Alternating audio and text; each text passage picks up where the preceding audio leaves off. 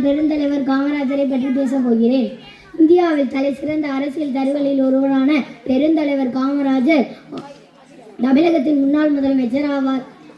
1903ஆம் ஆண்டு ஜூலை 15 விருதுநகரில் பிறந்தார். இந்திய தேசிய காங்கிரசின் தலைவராகவும் செயல்பட்டார்.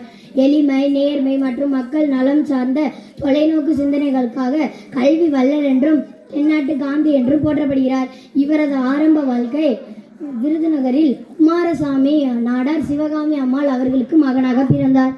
சிறு வயதிலேயே தந்தையை இழந்ததால் குடும்ப வறுமையின் காரணமாக தனது 12வது வயதிலேயே படிப்பை நிறுத்திவிட்டு மாமாவின் துணிக்கடையில் வேலைக்கு சேர்ந்தார்.